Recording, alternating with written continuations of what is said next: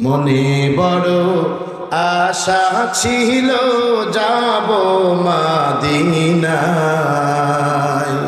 বলবো? আপনারা সবাই আমার সঙ্গে বলবেন। মনে বড় আশা ছিল যাব, সালাম আমি করব গিয়ে, বলেন সালাম আমি করব গিয়ে নবীজি রওজায়। মনে বড় আশা ছিল যাব, আরব সাগর পাড়ি দিব, নাইকো আমার তরি, পাখি নয় তো উড়ে যাব, ডানাতে বড় করি। আরব সাগর পাড়ি দিব, নাইকো আমার তরি, পাখি নয় তো উড়ে যাব, ডানাতে বড় করি। আমার আশায় আছে সম্বল নাই, বলেন আমার আশায় আছে সম্বল নাই, করি কি উপায়। মনে বড় আশা ছিল, কাফেলাতে কে যাও তোমরা, কে যাও বে তোহরি, আমায় যাও না নিয়ে সঙ্গে ও ভাই, খানি কৃপা করি। সঙ্গে যদি না নাও মোরে গিয়ে মদিনায়, এই গরিবের সালাম দিও মদিনার বাদশাহ। বলেন ঠিক কিনা? সঙ্গে যদি না নাও মোরে গিয়ে মদিনায়, এই গরিবের সালাম দিও মদিনার বাদশাহ।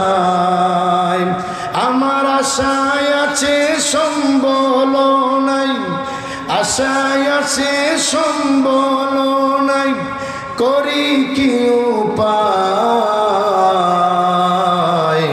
মনে বড় আশা ছিল, সালাম আমি করব গিয়ে, সালাম আমি করব গিয়ে নবীজি রওজায়। মনে বড় আশা ছিল যাব মদিনায়। কতবার করেছি তওবা, কতবার অনুতাপ, দুদিনে আবার সব ভুলে গেছি। ঠিক কিনা? দুদিনে আবার সব ভুলে গেছি, মজে গেছি দুনিয়ায়,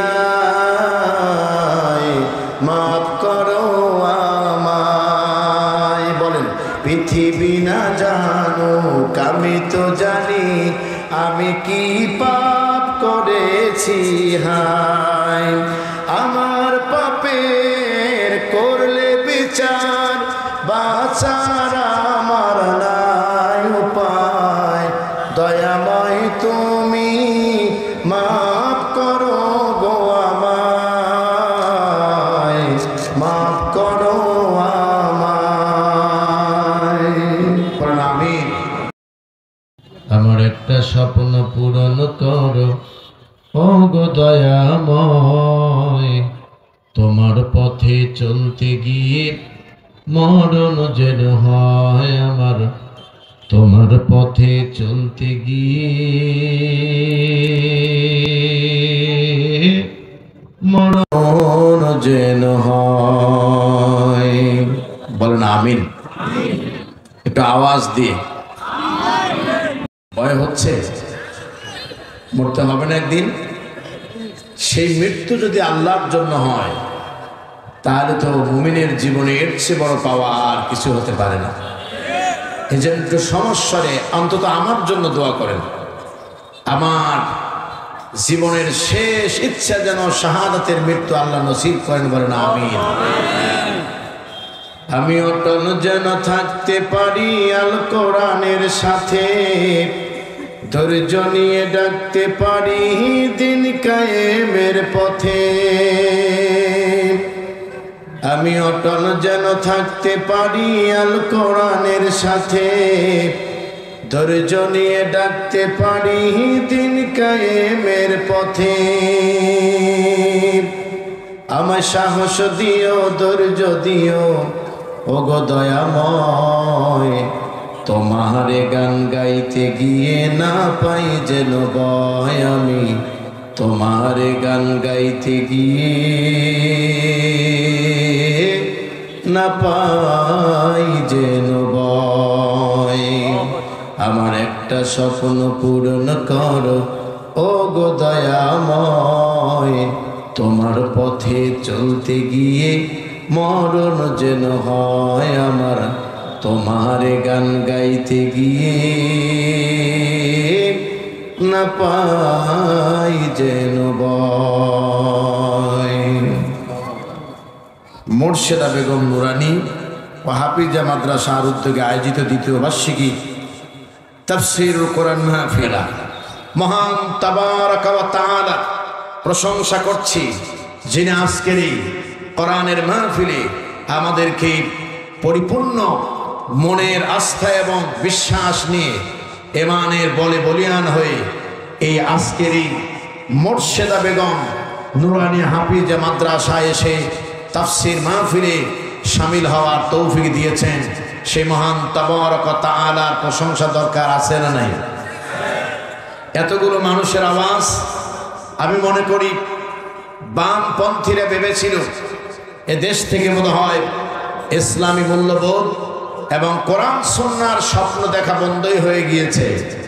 আর আমরা দৃঢ়ভাবে বিশ্বাস করি আগামীতে ইনশাআল্লাহ আল্লাহ সুবহানাহু ওয়া তাআলা চাইলে এই বাংলার ভূখণ্ডে ইনশাআল্লাহ ইসলামের বিজয়ের সূচনা শুরু হবে ইনশাআল্লাহ।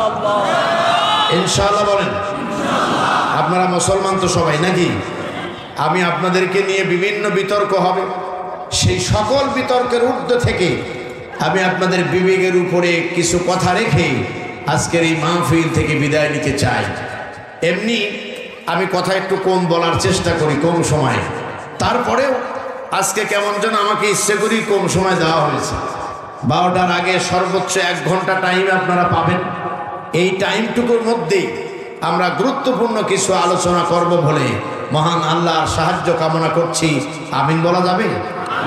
প্রিয় ভাই সব, সুতরাং আজকের এই মাহফিলে যে মহান তাবারাকা ওয়া তাআলা সুযোগ করে দিয়েছেন, বিশেষ করে আমরা 24 জুলাইয়ের আন্দোলনের মধ্য দিয়ে বাংলাদেশের বুকে উন্মুক্ত পরিবেশে কথা বলার চেষ্টা আল্লাহ পাক আমাদেরকে প্রতিফলন ঘটানোর তৌফিক দিয়েছেন। ছাত্র আন্দোলনের সেই শহীদদের স্মরণ না করে পারি না, যাদের রক্তের বিনিময়ে অর্জিত হয়েছে এই নতুন স্বাধীন জনগণ, ঠিক কিনা? আল্লাহ তাদেরকে শহীদের সুযোগ্য মর্যাদা নসিব করুক, বলেন আমিন। আমি রংপুর যখন মডার্ন পার হচ্ছিলাম, আমাদের বাম পাশেই দেখলাম বেগম রোকেয়া বিশ্ববিদ্যালয়, এবং তার পাশেই আমার গায়ের পশম দাঁড়িয়ে গেছে।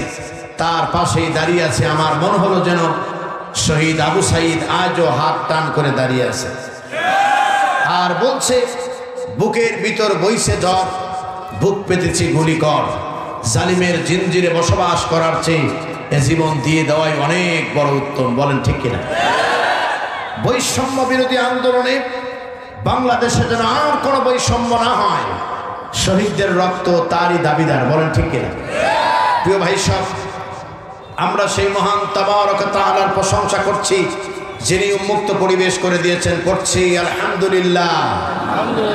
সবাই একসঙ্গে সমস্যারে পড়ুন আলহামদুলিল্লাহ। পড়ুন সবাই রব্বানা লাকাল হামদ হামদান কাসীরান তাইয়িবান মুবারাকান ফীহি লক্ষ কোটি দরুদ এবং সালাম বর্ষিত হোক আমাদের একান্ত প্রিয় নবী, প্রিয় রাসূল, প্রাণ প্রিয় নেতা সাইয়্যিদুল মুরসালিন রাহমাতাল লিল আলামিন খাতামান নাবিয়্যিন বিশ্ব নেতার প্রতি আমাদের গভীর শ্রদ্ধা এবং ভালোবাসা। আমরা প্রাণ খুলে পড়ছি সাল্লাল্লাহু আলাইহি ওয়াসাল্লাম। প্রিয় ভাই সব, এ পৃথিবীতে সৃষ্টিলগ্ন থেকে শুরু হয়েছে সত্য এবং মিথ্যার দ্বন্দ্ব। কেউ চায় সত্য এ পৃথিবীতে বিকাশিত হোক, কেউ বা আবার চায় সত্যকে মাটির নিচে পুঁতে দিয়ে বামপন্থীদের রাজত্ব কায়েম হোক। মহান তাবারক ওয়া তাআলার ভালোবাসায় উদ্বুদ্ধ হয়ে যারা জীবন দিয়েছেন সত্যকে প্রতিষ্ঠা করার জন্যে, মহান আল্লাহ তাদেরকে শহীদের সুযোগ্য মর্যাদা নসিব করেন। আমরা পড়ছি আল্লাহুম্মা আমিন। আমাদের জীবনটাকে কোরআনের রাস্তায় আল্লাহ কবুল করেন। এইবার বোধহয় আমিন বলতে একটু কষ্ট হবে, একটু অন্তর থেকে বলেন তো আমিন। আলহামদুলিল্লাহ, আমরা চাই কোরআনের পথে চলতে, আমরা আর কোরআনের বাইরে যেতে চাই না। প্রিয় ভাই সব, অনেক কথা আপনারা শুনেছেন, আলোচনা করে আপনাদেরকে হৃদয় ভরিয়ে দিয়েছেন দুজন আলোচক যেনারা কথা বলেছেন। সিরাজুল ইসলাম সিরাজি আমার বাম পাশে আছেন এবং মোহাম্মদ আল আমিন আফিফি, তিনিও কথা বলে আপনাদেরকে ধন্য করেছেন। এছাড়া ওলামায়ে কেরাম, রাজনৈতিক নেতৃবৃন্দ কথা বলেছেন। তারপরে এত বড় বিশাল ময়দানে আপনারা আমার মতো একজন নগণ্য মানুষের কথা শোনার জন্য যে বসে আছেন, এজন্য আপনাদেরকে আমার পক্ষ থেকে অভিনন্দন এবং অভিবাদন জানাচ্ছি। সেই সাথে কোরআন আমার সামনে আমি খুলে হাতে ধরেছি বড় সাহস করে। এ কোরআনের ভিতরে কোনো ভুল এবং সন্দেহ আমরা কি আজ পর্যন্ত শুনতে পেরেছি বা দেখতে পেয়েছি? দয়া করে ফিতনার এই জামানায় আমরা অনেকেই আমরা কোরআন হাদিসের কথা শুনলেই রাজনীতি ট্যাগ দিয়ে কোরআনের সেই আলোচনাটাকে প্রশ্নবিদ্ধ করার চেষ্টা করি। আমি বলতে চাই, আপনাকে শ্রদ্ধা এবং সম্মান রেখে বলছি, আমরা কোরআন এবং হাদিসের বাইরে কোনো কথা বলার জন্য কোনো বক্তা আসে না। বক্তার মানসিকভাবে বক্তার উপরে যখন প্রেশার ক্রিয়েট করা হয় তখনই বক্তার লাইনচ্যুত হয়ে যায়। আর আমার বৈশিষ্ট্যটা হলো, কোরআন হাদিসের কথায় যখন কোনো বাধা আসে তখন বাধ্য হই হক কথা বলতে, নচেত ঈমান বাঁচানো বড় কঠিন। আরো চিল্লায় বলেন ঠিক কিনা? জীবনের চেয়ে ঈমানের মূল্য অনেক বেশি। যদি তাই না হবে তাহলে যুগে যুগে এই পৃথিবীতে বাতিলদের চোখ রাঙানিকে পরোয়া না করে ফাঁসির মঞ্চে দাঁড়াতো না আল্লাহর মাহবুব বান্দারা। তারা জানতো যে জীবনের কোনো মূল্য নাই, কেননা এপারে শাহাদাতের রশিদ, ওপারে দিদারে ইলাহি। আমি যদি দাঁড়াতে পারি ঈমান নিয়ে, তাহলে নিঃসন্দেহে ওপার গেলেই মহান রবের সান্নিধ্যে আমার দেখা হয়ে যাবে। বলেন আল্লাহু আকবার। এই প্রেমে উদ্বুদ্ধ হয়ে তারা দিয়েছে জীবন। আমি শুধু একটি কথা আপনাদের বলতে চাই, আমি যে কোরআন হাতে নিয়েছি, এই কোরআনের ভিতরে কোনো ভুল এবং সন্দেহ নাই তো? একটু আওয়াজ দিয়ে বলতে হবে, আছে নাকি? আচ্ছা, যদি না থাকে তাহলে এই কোরআন থেকে যদি একটি আয়াত আমি তেলাওয়াত করি, পরিচিত আয়াত, আশেপাশে আলেম ওলামা আছেন, এনারা যদি বলেন যে আয়াতটা ঠিকই কোরআন শরীফে আছে, ওই আয়াতের স্বাভাবিক কথা যদি আমি বলি, এতে যদি কারোর কলিজায় লাগে, তাতে কি আমার কিছু আসে যায়? এটা আওয়াজ দেবেন, কিছু আসে যায়? কোনো মুনাফিকের কথায়, কোনো ধর্মবিদ্বেষীর কথায় এদেশে কোরআনের তাফসির হবে না। কেননা কোরআন হাদিসের তাফসির কেবল তারাই করেন যারা কোরআন হাদিস থেকে যারা পাণ্ডিত্য অর্জন করে। বলেন ঠিক কিনা? সুতরাং যাদের সূরা ফাতিহা পড়তে ভুল হয় তারা আবার তাফসিরে কি বুঝবে? এটা কিন্তু আমি সম্মান রেখেই বলছি। বিসমিল্লাহ বলতে যাদের ভুল হবে তারা তো কোরআনের তাফসির কি জিনিস আর ব্যাখ্যা কি জিনিস বুঝবে না। তারা শুধু বুঝবে যে আমার দলের বিরুদ্ধে যায় নাকি, তারা শুধু বুঝবে আমার নেতার বিরুদ্ধে যায় নাকি, তারা শুধু বুঝবে আমি যা করি তার বিরুদ্ধে যায় নাকি। সুদখোর কখনোই চায় না যে আমার মসজিদের ইমাম সুদের বিরুদ্ধে ওয়াজ করুক। ঘুষখোর কখনোই চায় না যে আমার মসজিদের ইমাম সে ঘুষের বিরুদ্ধে কথা বলুক। আজকে যারা আমাকে দাওয়াত দিয়েছেন, তেনাদের যদি কোনো দোষ থেকে থাকে, তেনারাও চাইবেন না ওই বিষয়ে হেলালি সাহেব কথা বলুন। তার কারণ জাতে মাতাল তালে ঠিক, তার নাম মুনাফিক। এটা আওয়াজ দিয়ে বলতে হবে, জাতে মাতাল তালে ঠিক, তার নাম কি? মুনাফিকরা সব সময় দেখবেন তারা পাকাপোক্ত ইমানদারের পরিচয় দিলেও আদতে তারা ইমানের পরিবর্তে তারা নেফাকি চরিত্র ধারণ করে। এই জন্যই তারা ইহকালে এবং পরকালে সবচেয়ে বেশি লাঞ্ছিত এবং অপমানিত হবে। আমার বন্ধুগণ, আল্লাহ রাব্বুল আলামিন কোরআনুল কারীমের ভিতরে তিনি ঘোষণা করেছেন, তুমিনুনা বিল্লাহি ওয়া রাসূলিহি ওয়া তুজাহিদুনা ফি সাবিলিল্লাহি বিআমওয়ালিকুম ওয়া আনফুসিকুম যালিকুম খায়রুল লাকুম ইন কুনতুম তা'লামুন। বলেন আল্লাহু আকবার। হে ইমানদারেরা, আপনাদেরকে বলছি, আমি ছোট্ট একটা হাদিস পড়েছি। আমি 1 ঘন্টা টাইম চেয়েছি। ঢাকা থেকে যদি আমরা আসতে পারি, আবার টাকা ফিরে যাব। আশা করি 1 ঘন্টার অনেক সময় পার হয়ে গেছে, আমি আপনি বুঝতেও পারিনি। এই 1টা ঘন্টা কি আপনাদের খুব কষ্ট হবে? এটা আওয়াজ দেবেন, কষ্ট হবে? কথাগুলো একটু দয়া করে রেকর্ড করতেছেন, পাশাপাশি আপনারা আপনাদের কলিজার ভিতরে একটু গেঁথে নিয়ে যান। কাজে লাগতে পারে এমন সময় যখন আর কোনো রাস্তা খুঁজে পাবেন না। বলেন ঠিক কিনা? আমার বন্ধুগণ, এই সূরাটির ভিতর থেকে আমি যে আয়াত তেলাওয়াত করেছি, এই আয়াতের পরিপূর্ণ ব্যাখ্যা এবং তার অর্থ বলার পূর্বেই আপনাদেরকে তার বিবরণ দিচ্ছি, ভালো করে বোঝেন। আগামীকাল যেন কেউ আমার বিরুদ্ধে কোথা থেকে আলোচনা করেছি, কোন জায়গায় করেছে, এই কথা যেন কেউ বলতে না পারে, এই জন্য পরিপূর্ণ সূরাটার বিবরণ আপনাদের সামনে পেশ করছি। দয়া করে শোনার চেষ্টা করেন। 1 নাম্বার হলো, এই সূরাটির ক্রমিক নাম্বার হলো 61 নাম্বার সূরা, যা মানবতার নবী, বিশ্ব নবী জনাবি মুহাম্মদুর রাসূলুল্লাহ সাল্লাল্লাহু আলাইহি ওয়াসাল্লামের উপরে নাজিল হয় তার মদিনার জীবনে। এটা আওয়াজ দিয়ে বলেন তো কোথায়? আরো জোরে বলেন কোথায়? মদিনার জীবনে নাজিল হয়। সময়ের ব্যাপারে যে কথাটা বলা হয়েছে, উহুদ যুদ্ধের সমসাময়িক সময়ে আল্লাহ রাব্বুল আলামিন তার প্রিয় হাবিবের উপরে এই সূরাটা নাজিল করেন। বলেন সুবহানাল্লাহ। ওই সময়ের একটা কথা আপনাদেরকে বলছি। ছোট ছোট দল মুসলমানরা যখন উহুদ যুদ্ধে পরাজয় বরণ করলেন, মুসলমানরা সিদ্ধান্তহীনতার কারণে, বিভিন্ন কারণে সেখানে উল্লেখ করা হয়েছে, তারা যখন পরাজিত হলেন, মক্কার কাফেররা ছোট ছোট দলগুলো যারা আছে, বাংলাদেশেও ছিল। আবার রাজনীতির কথা বললে আর এক বিপদ। বলবো না কি কিছু? বলবো তো কিছু, ইনশাআল্লাহ কিছু তো বলতে হবে, নাইলে তো হয় না, নাকি? আমার বন্ধুগণ, যেমন হাসানুল হক ইনু, উনি নিজেই বলেছেন বেগম জিয়ার এই দেশে রাজনীতি করার অধিকার নাই। অথচ ওনার এলাকায় ওনাকে যদি নির্বাচনে দাঁড় করায় দেওয়া যায়, তাহলে আমার জানা মতে ওনার জামানত তো দূরের কথা, মেম্বারের ভোটও পাবে না। কথা বলেন। অথচ 3 বারের প্রধানমন্ত্রী তার ব্যাপারে বললেন যে তার রাজনীতি করার অধিকারই নেই। সূরা ফাতিহা পড়া জানে না, অথচ এই দেশের কোটি কোটি যুবকদের কলিজার টুকরা আল্লামা মিজানুর রহমান আজহারীর বিরুদ্ধে পার্লামেন্টে কথা বলেছে।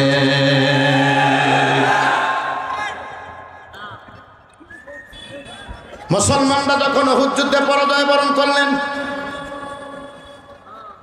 চতুর্দিক দিয়ে ছোট ছোট দলরা মাথা চড়া দিয়ে উঠল। মাথা চড়া দিয়ে উঠে বলতে লাগলো, মুসলমানদের এখন গলা টিপে হত্যা করা সময়ের ব্যাপার, অর্থাৎ ওদের যা বলবো তাই শুনতে হবে। আল্লাহ রাব্বুল আলামিন নবীকে বললেন, নবীজি আপনি চিন্তিত হবেন না, হুয়াল্লাযী আরসালা রাসূলাহু বিল হুদা ওয়া দীনিল হক। আল্লাহু আকবার বলেন। আমি আপনাকে সত্য দিন এবং হেদায়েত দিয়ে পাঠিয়ে দিয়েছি। এ ধরনের ছোট ছোট দলের কাছে মাথা নত করার জন্য নয়, বরং সকল জীবন ব্যবস্থার উপরে আল্লাহ রাব্বুল আলামিনের বিধানকে প্রাধান্য দেওয়ার জন্য। জোরে বলেন আল্লাহু আকবার। এই পৃথিবীর সকল জালেমদের কণ্ঠকে স্তব্ধ করার জন্য আমি আপনাকে সত্য দিন এবং হেদায়েত দিয়ে পাঠিয়েছি। আপনার দায়িত্ব হলো আপনি সেই হেদায়েতের বাণী মানুষের কাছে পৌঁছে দিবেন। এতে যদি জালেমদের কলজে আগুন লাগে, আমি আল্লাহ রাব্বুল আলামিন কথা দিচ্ছি, জালেমদের কলজা পুরে সারখার হয়ে যাবে। ইসলামের আওয়াজকে এই পৃথিবীতে স্তব্ধ করতে পারবে না। আরে আমি আল্লাহু আকবার বলে বলুন। ওরা কি পেরেছে? আবহমান কাল থেকে আবু জেহেলের 14 গোষ্ঠীরা চেষ্টা করেছিল ইসলামকে চিরতরে নিভিয়ে দেওয়ার জন্য। ওদের সকল চেষ্টা ব্যর্থ হয়ে গেল। বর্তমানেও চেষ্টা চালিয়ে যাচ্ছে, আগামীতে যেন বাংলাদেশ সহ গোটা পৃথিবীতে ইসলাম যেন মাথা উঁচু করে দাঁড়াতে না পারে। কিন্তু আমরা বলছি, ইসলামের এই গণজোয়ার আজকের একদিনের ফসল নয়, বরং ইসলামের এই গণজোয়ার সৃষ্টি হয়েছে যুগের পর যুগ আল্লাহর খাস বান্দাদের ত্যাগ এবং তিতিক্ষার মধ্য দিয়ে। জোরে বলেন ঠিক কিনা? এত সহজেই এটিকে বন্ধ করা যাবে না। আমার বন্ধুগণ, কষ্ট হচ্ছে না তো আপনাদের?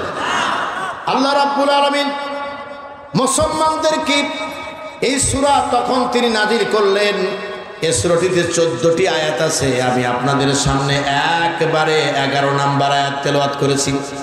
কত নাম্বার? এর শানে নুজুল সম্পর্কে অনেক মানুষের মুখস্থ। একটা কারণে এই আয়াত আমি তেলাওয়াত করেছি। তার কারণ আমার দেশের অগণিত মুসলমান নামধারী ভাইরা তারা আমাদেরকে মাহফিল করতে গেলেই বলে, হুজুর ওয়াজের নামে রাজনীতি করবেন না।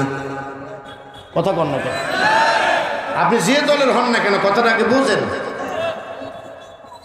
ডাইরেক্ট বলে ফেলে, হুজুর ওয়াজের নামে রাজনীতি করবেন না। আপনাদের এলাকায় খুব বেশি বুঝায় নেই। আরে শোনে নাকি, থাকলে কি হবে, আমারও অতটা বুঝায় নেই। কিন্তু অন্য অন্য এলাকায় গিয়ে দেখেছি যে আমার প্রধান বক্তা হয়ে আসাই অপরাধ। এত বড় মুফতি আর মুফাসসির থাকতে আমারে কেন দাওয়াত দিছে? এত সুন্দর করে বুঝাইতেছে।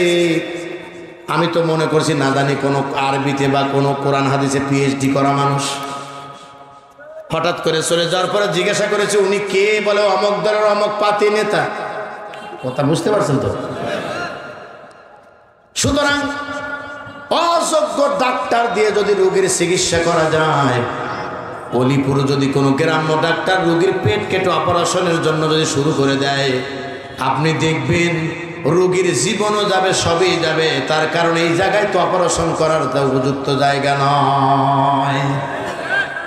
এ ধরনের অযোগ্য ইসলামের পণ্ডিতদের দিয়ে ইসলামের গবেষণা যদি শুনতে যাও, তাহলে ঈমানও যাবে, আমলও যাবে। বলেন ঠিক কিনা? তার বাংলা ভাষা হলো আমও যাবে, সালাও যাবে।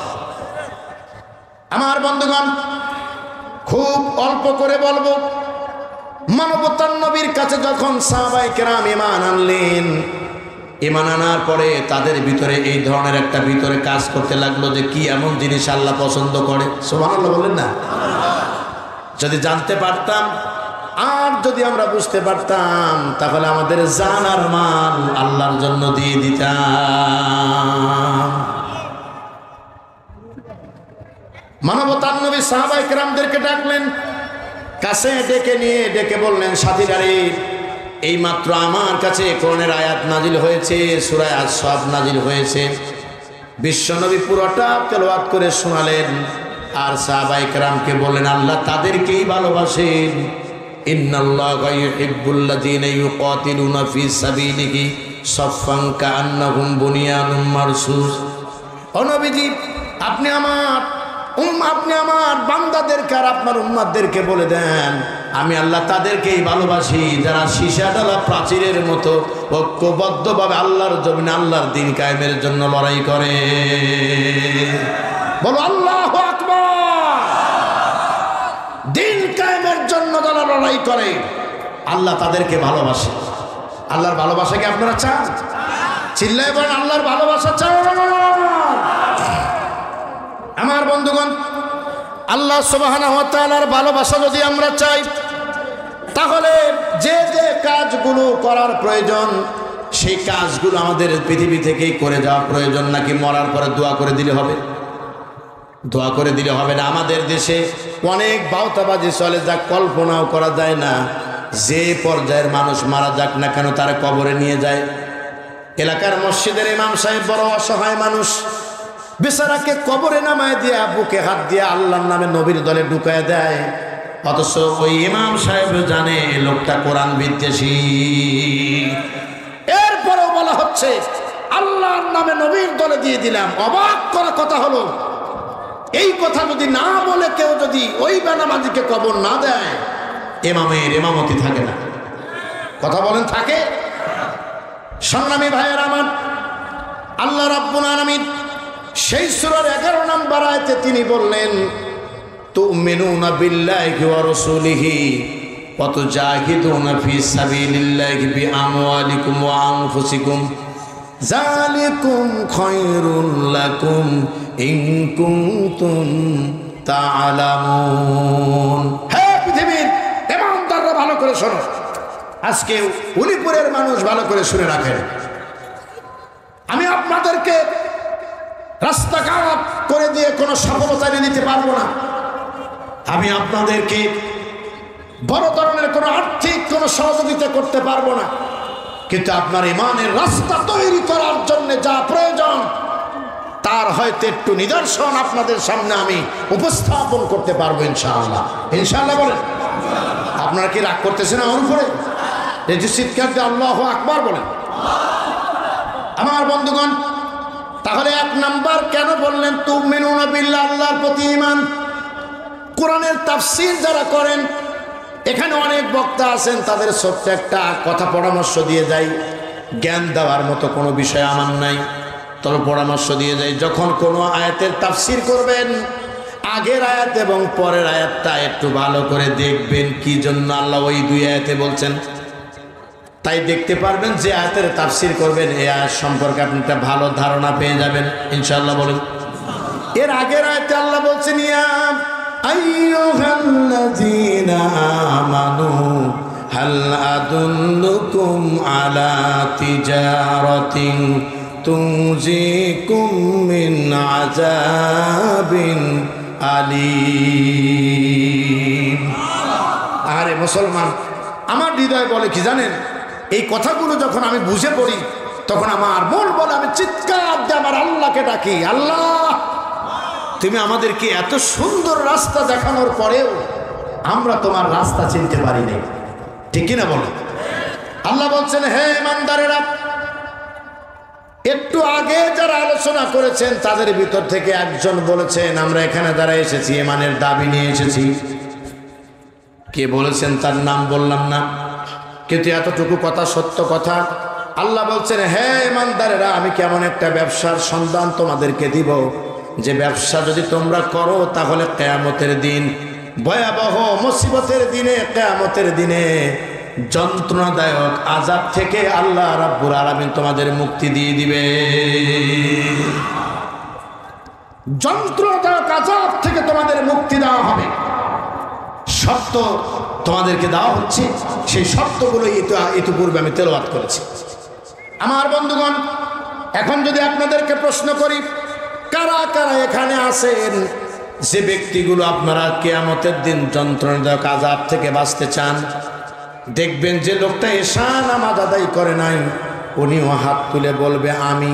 কথা বলেন, বলবে কিনা বলেন? উনিও বলবে। তার কারণ আমরা বিগত বছরের মানুষের বিবেকটা দেখেছি। আমি এত কথা বলতে চাচ্ছিলাম না, বিবেকটা দেখেছি। টানা 16টি বছর বাংলাদেশে একটা দল শাসন করেছেন, আর সেই দলটার নাম আমরা সবাই জানি, সে দলের কর্মকাণ্ড সবাই জানি, সে দলের নেতাদের চরিত্র আমরা সবাই জানি। কিন্তু আজ পর্যন্ত কোনো একজন নেতা কর্মীর মুখ থেকে কি এই কথা শুনেছেন কেউ যে আমাদের ভুল ছিল? বোধহয় বোঝাতে পারিনি। আজ পর্যন্ত কারো কাছে পাইছেন নাকি? অথচ 16 বছরের কোন জায়গায় একদিনও ভোট দিতে পারি নাই। আপনারা হয়তো দিয়েছেন, তারপরেও বলে না যে আমাদের ভুল ছিল। এই জন্যই তো আল্লাহ বলছেন, অহংকারীকে আল্লাহ রাব্বুল আলামিন ভালোবাসেন না। ইন্নাল্লাহা লা ইউহিব্বুল মুতাকাব্বিরিন, আল্লাহ পাক অহংকারীকে ভালোবাসে না। পার্লামেন্টে দাঁড়িয়ে বলেছিল বাংলাদেশে এমন কোন শক্তির কোন উত্থান হয় নাই যারা আমাদেরকে পরাজিত করতে পারে। কথা বলেছিল কিনা? কথা বলেন, বলেছিল কিনা? আর আল্লামা দেলোয়ার হোসেন সাঈদী বলেছিলেন, কি বলেছিলেন জানেন? তিনি বলেছিলেন, এমন একদিন আসবে, এমন একদিন বাংলাদেশের বুকে সৃষ্টি হবে যে সময়ে পালানোর জন্য ইন্দুরের গর্ত পর্যন্ত খুঁজে পাবা না। একটু আওয়াজ দিয়ে বলেন মাজলুম সেই আলেমের কথা উনি কি মিথ্যা বলেছিলেন? উনি আর একটা কথা বলেছিলেন, উনি ছিলেন বাংলাদেশের ভাগ্য আকাশের উত্তর গগনে কালো মেঘ জমা হয়েছে, ঝড়ের পূর্বাভাস লক্ষ্য করছি, সেই ঝড়ের নামই ছিল বিগত সরকার। অথচ তার মৃত্যুর এবং এই সরকারের পতনের প্রায় 25 থেকে 30 বছর আগের বক্তব্য মনে হয়েছে যেন তিনি এইমাত্র বললেন আর এইমাত্র উড়াল দিয়ে চলে গেলেন। আরে মুসলমান, আপনারা চিন্তা করতেছেন কয় মিনিট ওয়াজ করবে আর কত জায়গায় যাব, আগে ভাবেন কথাটা। আমার বন্ধুগণ, তিনি আরেকটি জিনিসের প্রতিবাদ করে যা বলেছিলেন, তিনি বলেছিলেন যে আমাদের কথায় কথায় মৌলবাদ বলা হয়। কি বাদ বলা হয়? জোরে বলেন, কি বাদ বলা হয়? মৌলবাদ, মৌলবাদ, মৌলবাদ বলে স্লোগান দেওয়া হয়। সেই মৌলবাদ, শোনেন, সেই মৌলবাদ শব্দটির ব্যাপারে তিনি বলেছিলেন মূল হলো নিচে অর্থাৎ গোড়া, আর আগা হলো কি? আগাবাদীরা থাকে। তো আগায় হলো আমরা, গোড়ায় হলাম আমরা 12 কোটি মানুষ। তখন তিনি যখন দেশে বসবাস করেন, জনসংখ্যার সংখ্যা হলো 12 কোটি। উনি বলেছিলেন আমরা 12 কোটি গোড়া ধরে যদি নাড়া দেই, উপরে তোমরা কয়েকজন আসাও আগাবাদী, আস্তে করে নাড়া দিলে উড়ে গিয়ে মামুবাড়ি দিল্লি যা পড়বা। কথা কন না কেন? সুবহানাল্লাহ বিহামদিহি। ঈমান বেড়ে যায়, ঈমান বেড়ে যায়। এই জন্য একমাত্র আলেমে দ্বীন শহীদ আল্লামা দেলোয়ার হোসেন সাঈদী রহমাতুল্লাহ আলাইহি এই বাংলার জমিনে কওমে আলিয়া সকল শ্রেণীর মানুষ দল মত নির্বিশেষে তাকে শ্রদ্ধার সঙ্গে দেখে। বলেন ঠিক কিনা? এজন্য জীবন্ত এক সাঈদী আমাদের কাছে আজও দৃশ্যমান। তিনি বলেছিলেন দিল্লি গিয়ে পড়বা, একবার অবাক করে ভেবে দেখেন, ভারতে গেছে ঠিকই, কলকাতা নামে নাই। কথা বলে, ত্রিপুরা নামে নাই, আসামে নামে নাই, নামছে গুয়াহাটিতে নামে নাই, ওখানেও বিমানবন্দর। নেমেছে গিয়ে কোথায়? আরো জোরে বলেন কোথায়? দিল্লিতে নেমেছেন তিনি। তার কারণ মাজলুমের দোয়া আল্লাহর দরবার থেকে ফিরে আসে না, মাজলুমের দোয়া মঞ্জুর হয়ে যায়। বিগত 16 বছরের কোন কাহিনী আমি বলতে চাই না, শুধু টাচ দিলাম। আমার জীবনে আমি যতবার প্রশাসনের সম্মুখীন হয়েছি, 2017 সালের যখন 28শে জানুয়ারি আমি চট্টগ্রাম থেকে গ্রেফতার হই, সেই সময় ওসি সাহেব নিজে আমাকে প্রশ্ন করেছেন, জীবনের কি কোনো মায়া নাই আপনার? আপনি ঢাকা থেকে এসে, চট্টগ্রামে এসে, লোহাগড়ায় এসে আপনি জিহাদ ফি সাবিলিল্লাহ ওয়াজ করেন, আপনার কি জানের ভিতরে ভয় নেই? কিছুক্ষণ আমারে বুঝাইতে লাগলেন। ওসি সাহেবকে বললাম, ওসি সাহেব আমার পিছে কোনো আইনজীবী নেই, আমার পিছে কোনো দলীয় সমর্থন নাই, আমাকে কথা বলার অনুমতি দিন। বলল বলেন। আমি বললাম আপনি যে কথার ভয় দেখাচ্ছেন, এই কথা বললে কখনো ইমানের দাবি করা যায় না, আর ইমানের দাবি করলে ওই ভয় পাওয়া যায় না। আমি ভালো করেই জানি যে আপনারা আমাকে ধরবেন, আমি ভালো করেই জানি আপনারা আমাকে অপমান করবেন, আমি জানি আপনারা আমাকে ভালোভাবে ছেড়ে দিবেন না, কিন্তু এই কথা মনে রাখবেন, কিরামান কাতিবিন ইয়ালামুনা মা তাফআলুন, দুই পাশে দুই ফেরেশতা এখন আমার আপনার সকল কর্মকাণ্ড রেকর্ড করছেন। আদালতে আখিরাতে সবাই ক্ষমা করে দিলেও আমার কাছে আপনাকে আসতে হবে। কেন ধরতে গিয়েছিলেন? আমি কি চট্টগ্রামে ডাকাতি করতে এসেছি? আমি কি চট্টগ্রামে সন্ত্রাসী করতে এসেছি? আপনি মঞ্চে থেকে আপনার পুলিশ দিয়ে ধরে নিয়ে আসালেন। এদেশের উলামায়ে কেরাম তারা কখনোই চায় না এদেশে অশান্তি সৃষ্টি হোক, বরং অশান্তি সৃষ্টি করে তো তারা যারা কোরআন সুন্নাহ বাদ দিয়ে মানব রচিত আইনকে যারা লালন করে। প্রিয় ভাই সব, কোরআন হাদিস যারা লালন করে, আল্লাহ রাব্বুল আলামিন তিনি নির্দেশ দিয়েছেন জমিনে ফ্যাসাদ সৃষ্টি করতে নিষেধ করেছেন। সুতরাং কোন ওলামায়ে কেরাম কখনোই ফ্যাসাদ সৃষ্টির কোনো কথা জমিনে বলতে পারে না। পারে? আপনাদের মধ্যে কষ্ট হয়ে গেছে, ছেড়ে দেব কি? আমি 1 ঘন্টা টাইম চাইছি। কয় ঘন্টা? আমি 11:35 আলোচনা শুরু করেছি, এখন বাজে সম্ভবত দেখেন প্রায় 10:35 আলোচনা শুরু করেছি। প্রায় আমি একটু কম বেশ হতে পারে। এখন আমাদের প্রায় 10:11 বেজে গেছে। আলহামদুলিল্লাহ, এখন আমরা আর অল্প সময়ের মধ্যেই মোনাজাতে শামিল হব। আপনাদের কি কষ্ট হচ্ছে? আমার বন্ধুগণ, এমন একটা ব্যবসার সন্ধান কি আপনাদের দিব, যে ব্যবসা যদি আপনারা করেন, এদিকে তাকান, তালিয়া ওই হুজুরের বুকে হাত দেওয়া আলা মিল্লাতে রাসূলুল্লাহ বলার দরকার হবে না। আল্লাহু আকবার কোন। আপনার জন্য 3 দিনে 7 দিনে 40-এ বেদাতের নামে কোনো কর্মকাণ্ড করা লাগবে না। তার কারণ আল্লাহ পাক আপনাকে জান্নাতের উচ্চ মাকাম দান করবেন, আর যন্ত্রণাদায়ক আযাব থেকে আল্লাহ মুক্তি দান করবেন। বলেন আল্লাহু আকবার। সেই ব্যবসার পুঁজি হলো 3টা। একটু আওয়াজ দিয়ে বলেন কয়টা? আমাদের মাওলানা সাহেবরা আছেন এখানে, অগণিত হাফেজে কোরআন, ওলামায়ে কেরাম বেষ্টিত ওলিপুর। আমি আপনাদের জানিয়ে গেলাম সেই ব্যবসার পুঁজি হলো 3টা। 1 নাম্বার পুঁজি হলো তুমিনুনা বিল্লাহ, আল্লাহর প্রতি একত্ববাদের পূর্ণ বিশ্বাস। বলো আল্লাহু আকবার। এইবার আওয়াজ দিবেন জোরে আর বলবেন, আমার আল্লাহ রাব্বুল আলামিনের একত্ববাদের বিশ্বাস কেউ যদি করে, সে কি কখনো মাজারে সেজদা করতে পারে? যারা বলতেছেন না তারা কি সেজদা করেন?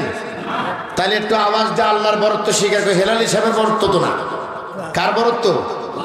এবার আওয়াজ দিয়ে কয়েকটা কথা উত্তর দিবেন। যদি কোনো ব্যক্তি এক আল্লাহতে বিশ্বাসী হয়, সে কি কখনো মাজারে সেজদা করতে পারে? এক আল্লাহতে বিশ্বাসী কোনো ব্যক্তি কি কোনোদিন ধর্ম বিদ্বেষী কাজ করতে পারে? এক আল্লাহতে বিশ্বাসী কোনো মানুষ কি কোনো শরীয়তকে অস্বীকার করতে পারে? এক আল্লাহতে বিশ্বাসী যারা, এ ধরনের মানুষগুলো কি কখনোই ঈমান বিধ্বংসী কোনো কাজ তারা করতে পারে? সুতরাং মনে রাখবা মুসলমানেরা, আল্লাহতে বিশ্বাসী যারা, তারা আল্লাহর এই কোরআনের বিধান ছাড়া অন্য কোনো বিধান তারা মানতে পারে না। আমি তো একটু আগে আপনাদের বলছি যে আমার কথা মনে রাখেন, কাজে লাগবে বিপদের সময়। আমার বন্ধুগণ, আল্লাহ রাব্বুল আলামিন তুমিনুনা বিল্লাহ বলেছেন, আমার প্রতি ঈমান আনতে হবে যদি তোমরা যন্ত্রণাদায়ক আযাব থেকে বাঁচতে চাও। আমাদের দেশের মানুষের একটা ভুল আছে। আমাদের দেশের মানুষের সেই মারাত্মক ভুল, আজ থেকে প্রায় 30-40 বছর আগে আল্লামা সাঈদী বলেছেন, আজকে আবুল বাশার হেলালি বলে যাচ্ছে। আমার দেশের মানুষের মারাত্মক 3টা ভুল হলো, 3টা জায়গায় মারাত্মক শিরক করে ফেলে। 1 নাম্বার হলো মুহাম্মদ সাল্লাল্লাহু আলাইহি সাল্লামকে কেবলমাত্র ধর্ম নেতা মনে করা হয়। আসলে তিনি ধর্ম নেতা না, তিনি হলেন আদর্শ নেতা। আদর্শের নেতা। আপনি আমার কথা ভালো লাগুক বা না লাগুক, আমি বলছি আপনাকে, আমার দেশে মুহাম্মদ সাল্লাল্লাহু আলাইহি সাল্লামকে ঘোষণা করা হয় তিনি হলেন ধর্মীয় নেতা, কিন্তু আসলে কিন্তু ধর্মীয় নেতা না, তিনি হলেন আদর্শের নেতা। আপনি যদি উত্তম ব্যবসায়িক হতে চান, মুহাম্মদ সাল্লাল্লাহু আলাইহি সাল্লামের চরিত্র দেখেন, দেখবেন সেখানে ব্যবসার কত উন্নতি। কথা কন না কেন? আপনি যদি আদর্শ বাবা হতে চান, মুহাম্মদ সাল্লাল্লাহু আলাইহি সাল্লামের কাছে যান। আদর্শ স্বামী হতে চান, তার কাছে যান। আদর্শ সমাজ সংস্কারক হতে চান, তার কাছে যান। আদর্শ যদি রাষ্ট্রপ্রধান হতে চান, তাহলে মুহাম্মদ সাল্লাল্লাহু আলাইহি সাল্লামের কাছে যান। 33 নম্বর সূরা, সূরা আহজাবের 21 নম্বর আয়াতে আল্লাহ পাক বলেছেন, লাকাদ কানা লাকুম ফি রাসূলিল্লাহি উসওয়াতুন হাসানাহ। আল্লাহু আকবার। পৃথিবীতে এমন কোন আদর্শ নাই যে আদর্শ দিয়ে মুহাম্মদ সাল্লাল্লাহু আলাইহি সাল্লাম আদর্শকে ডেঙিয়ে যেতে পারে। এমন কোন আদর্শ আসমানেও নাই, জমিনেও নাই। আমরা ধন্য এরকম আদর্শবাদী একজন নেতার আমরা উম্মত হতে পেরেছি, বলেন ঠিক কিনা? আর আমরা নিজেকে ধন্য মনে করি বিভিন্ন গায়ক গায়িকা নায়ক নায়িকা কি ভ্রমণে গিয়ে দেখে নয়, বরং আমরা নিজেদেরকে ধন্য মনে করি যদি নবীজির রওজার পাশে একবার গিয়ে সালাত দিতে পারি, বলেন ঠিক কিনা? যেতে মন চাই তো আপনাদের ইনশাআল্লাহ? মনে বড় আশা ছিল যাব মদিনায়, বলবো? আপনারা সবাই আমার সঙ্গে বলবেন, মনে বড় আশা ছিল যাব, সালাম আমি করব গিয়ে, বলেন সালাম আমি করব গিয়ে নবীজি রওজায়। মনে বড় আশা ছিল যাব, আরব সাগর পাড়ি দিব, নাইকো আমার তরি, পাখি নয় তো উড়ে যাব, ডানাতে বর করি। আরব সাগর পাড়ি দিব, নাইকো আমার তরি, পাখি নাই তো উড়ে যাব, ডানাতে বড় করি। আমার আশায় আছে সম্বল নাই, বলেন আমার আশায় আছে সম্বল নাই, করি কি উপায়। মনে বড় আশা ছিল, কাফেলাতে কে যাও তোমরা, কে যাও বে তোহরি, আমায় যাও না নিয়ে সঙ্গে ও ভাই, খানি কৃপা করি। সঙ্গে যদি না নাও মোরে গিয়ে মদিনা, এই গরিবের সালাম দিও মদিনার বাদশাহ, বলেন ঠিক কিনা? সঙ্গে যদি না নাও মোরে গিয়ে মদিনা, এই গরিবের সালাম দিও মদিনার বাদশাহ। আমার আশায় আছে সম্বল নাই, আশায় আছে সম্বল নাই, করি কি উপায়। মনে বড় আশা ছিল, সালাম আমি করব গিয়ে, সালাম আমি করব গিয়ে নবীজি রওজায়। মনে বড় আশা ছিল যাব মদিনায়। আরো চিল্লায় বলেন আমিন, আরো জোরে বলেন আমিন। আমার ভাইরা একটা মিনিট থাকা যাবে তো? শোনেন, অ্যান্টিবায়োটিক বেশি দিন খাওয়ায় না। আমি যা দিছি রেকর্ডটা একটু ভালো করে শুনবেন, এ মানের উপরে এসে মাইরাল হয় না। আমার বন্ধুগণ, উলিপুরের মানুষ প্রচন্ড গরমের ভিতরে, এখনো গরম রয়ে গেছে। ভেবেছিলাম বোধহয় উত্তরবঙ্গ একটু ঠান্ডা পাওয়া যাবে, দেখলাম না, ঢাকা থেকে যে গরম লেগেছে উলিপুরে এখনো থামে নাই। থামানোর মালিক কে?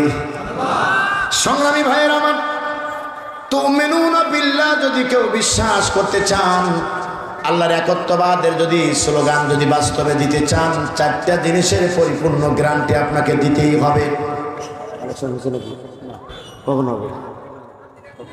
আমার বন্ধুগণ এদিকে তাকান, চারটা জিনিসের পরিপূর্ণ গ্যারান্টির মাধ্যমে কেবলমাত্র আল্লাহর প্রতি ঈমান আনা সম্ভব হবে। মেহেরবানি করে সেই চারটা জিনিসের এক নাম্বার হলো আমার আল্লাহ রাব্বুল আলামিন যে আছেন তার দেখা যায় না, এটা পরিপূর্ণভাবে স্বীকার করে নিতে হবে। জোরে বলেন ঠিক কিনা? ও ভাই, আর কয়েকটা মিনিট, এই কয়েকটা মিনিট আর একটু জোর দেবো ইনশাআল্লাহ। বলেন কষ্ট হবে নাকি আপনাদের? আমার বন্ধুগণ, এক নাম্বার হলো আল্লাহর অস্তিত্বের প্রতি ঈমান। এটা আওয়াজ দেবেন, কিসের প্রতি ঈমান? আল্লাহকে দেখা যায় নাকি? কতটুকু লম্বা, কেমন দেখতে, ফর্সা না কালো না কোন অবস্থায় আছে, দেখা যায় নাকি? দেখা যায় না, কিন্তু তিনি আছেন কিনা? তিনি আছেন, তিনি থাকবেন, তিনি চিরন্তন, তিনি চিরঞ্জীব। এই যে জালেমরা আজকে ঘোরাঘুরি করতেছে, আল্লাহ বলে আমি যারে ধরি তারে ছাড়ি না, ধরে ধরে ধরে না ধরলে আল্লাহ ছাড়ে না। যদিও কথাটা দুইবার হবে, আমার একটা আফসোসের কথা বলি। মাহফিলের জগতে 17 সাল থেকে হিসাব করেন, এটা আজকে এক জায়গায় বলেছি, 17 সাল থেকে 25 সালের আগ পর্যন্ত, 25-এর অর্ধেক এবং 24-এর অর্ধেক, এ পর্যন্ত প্রায় 8 বছর আমরা কোরআনের মাহফিলে তাফসীর করেছি। আমি অযোগ্য বক্তা হিসেবে না হলে প্রায় 1500 প্রোগ্রামে অংশগ্রহণ করেছি। আরে আল্লাহু আকবার বলেন, পরে বলতেছি কি কথা? তাহলে আপনাদের সে অভিজ্ঞতা আমার কম না বেশি? আমি দেখেছি, অগণিত মাহফিলে গিয়ে দেখেছি বড় বড় দাড়িওয়ালা পাঞ্জাবি গায়ে বড় বড় দিনের কথা বলে, অথচ তারা আল্লাহর বিধানের পরিবর্তে মানুষের বিধানের গোলামি করে। আমি নিজে দেখেছি, এবং আমি দেখেছি অনেক দাড়ি চাচা মানুষ, ক্লিন শেভ করা মানুষ, তারাও এর সমস্ত মুনাফিকদের চরিত্র অনেক ভালো, তারাও আল্লাহর প্রতি বিশ্বাস তাদের আছে। আমার বন্ধুগণ, কোরআন শরীফের বিধান না মানার মানেই হলো ইমান থেকে খারেজ হয়ে যাওয়া। এখানে আর কোন রকমের ফতোয়াবাজি করার কোনো সুযোগ নাই। শুধু এতটুকু কথা বলতে চাই, আল্লাহকে এক বলে যদি মানতে চাও, চারটা জিনিস মানতেই হবে। এতে জীবন চলে যাবে, তাও মেনে নিতে হবে। এক নাম্বার হলো আল্লাহকে দেখা যায় না, তাকে গায়েবের মালিক বলে তার কাছে সারেন্ডার করতে হবে। কথা বলেন, মনে কষ্ট লাগলো তাই না? আল্লাহ যিনি মিনুনা বিল গায়ব, অদৃশ্যের মালিকের প্রতি ঈমান। তিনি আছেন, তিনি চিরন্তন, তিনি চিরঞ্জীব। লা তাখুযুহু সিনাতু ওয়ালা নাওম, তন্দ্রা এবং নিদ্রা কোনটাই তাকে স্পর্শ করে না। তিনি আছেন, তিনি থাকবেন। আল্লাহু আকবার বলেন। এটার নাম ঈমান। এটার নাম কি? এটার নাম ঈমান। প্রিয় ভাই সব, সেই ঈমানের পথে বলিয়ান হয়ে আমরা আগামী দিনে অদৃশ্যের মালিকের শক্তির পূর্ণ বহিঃপ্রকাশ আমরা বাংলার ভূখণ্ডে দেখাতে চাই। আমরা চাই আল্লাহর আইন যে দেশ এবং সমাজ পরিচালিত হোক। যাদের দ্বারা সম্ভব আল্লাহ তাদের গলায় বিজয় মালা পরায় দেন, বলেন আমিন। আমি কি মিথ্যা কথা বলছি? আমি কি কারণ নাম ধরে বলছি? যাদেরকে আল্লাহ পছন্দ করেন তিনি যেন তাদের গলায় এই মালা পরায় দেন।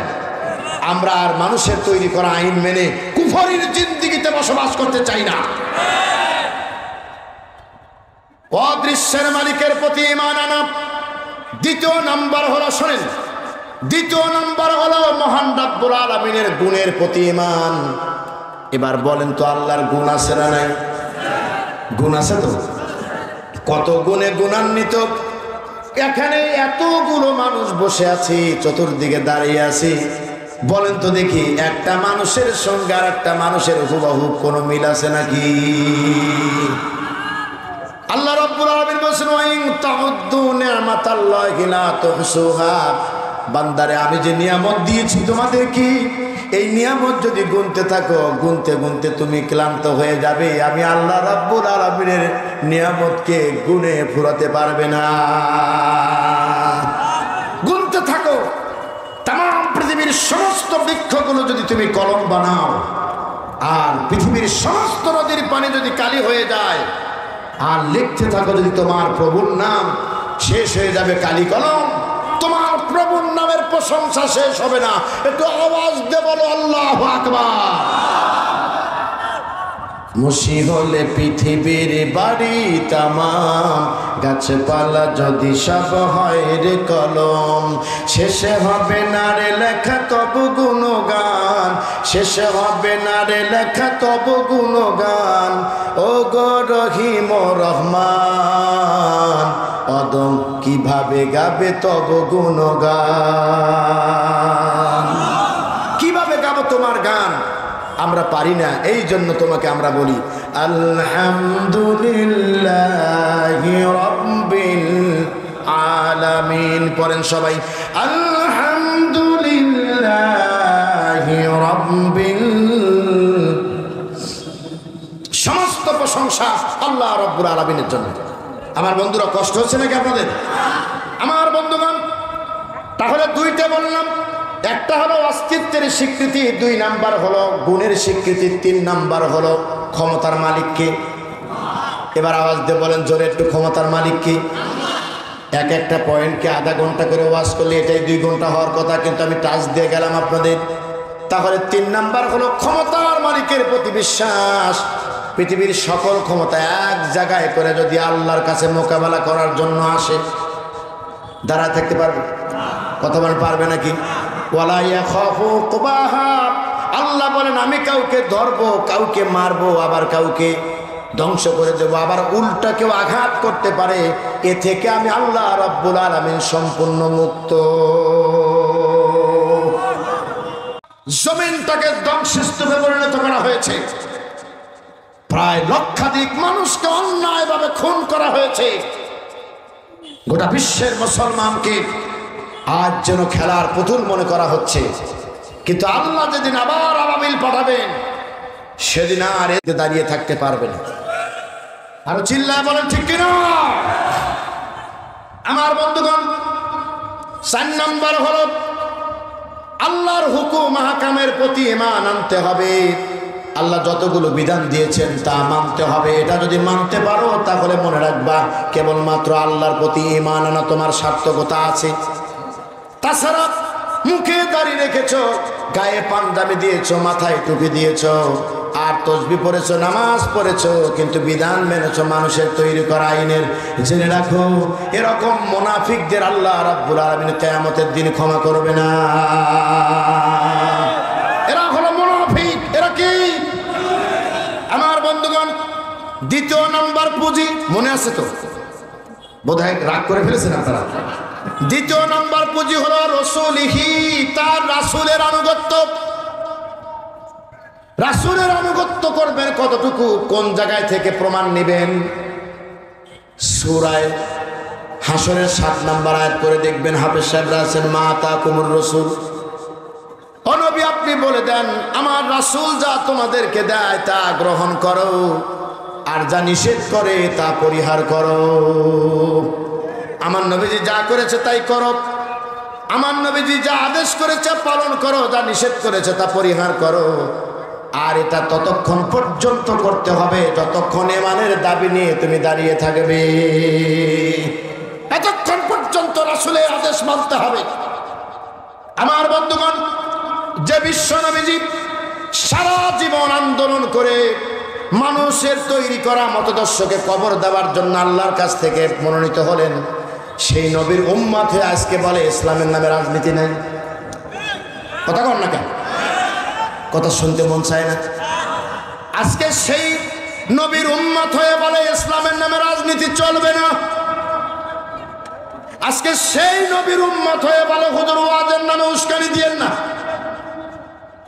আজকে সেই নবীর উম্মত হয়ে কোরআন সামনে খুলে আলোচনা করার পরেও তাদের মনে বিশ্বাস হয় না। আল্লাহ পাক ডেকে বলেছেন, নবী আপনি চিন্তা করবেন না, ফাযাক্কির ইন্নামা আনতা মুযাক্কির লাস্তা আলাইহিম বিমুসাইতির। ও নবীজি, আপনাকে কারোর জন্য লাঠিয়াল বাহিনী করে পাঠানো হয় নাই। হেদায়েতের দরজায় আপনি দৌড়ায় তারে নিয়ে যাবেন। আপনার দায়িত্ব পৌঁছায় দেন, পৌঁছানোর দায়িত্ব আপনার। ভালো মন্দ বিচার করার দায়িত্ব আমি আল্লাহ। মুখ ফিরিয়ে নিয়েছে, নিতে দেন। কোরআনের দাওয়াত শুনে নিজের মন মতো হয় না আর উঠে রওনা দিয়েছেন। আমার দিকে তাকান, আপনারা কেউ যাচ্ছেন তা বলছি না, আমি ভালো কথা বলছি। কোরআনের আওয়াজ শুনেছেন, আপনার দলের বিরুদ্ধে গিয়েছে, উঠে রওনা দিয়েছেন। মসজিদে ঢুকেছেন, সুদ ঘুষের বিরুদ্ধে, বেপরদার বিরুদ্ধে ইমাম সাহেব ওয়াজ করেছে, আর আপনি মসজিদ থেকে বেরিয়ে যায় ইমামের বিরুদ্ধে লেগে পড়ছেন। মনে রাখবেন, আপনার মতো এরকম মুনাফিকের জন্য মসজিদ আল্লাহ দুনিয়ায় দেয় না। আপনি তো মুনাফিক। আপনি রূহ জগতে বলে এসেছেন আলাস্তু বিরাব্বিকুম, আল্লাহ প্রশ্ন করেছিল আমি কি তোমাদের প্রভু? সেদিন বেলজ্জার মতো বলে এসেছিলাম ক্বালু বালা, হ্যাঁ আমরা স্বীকার করছি তুমি আমাদের রব।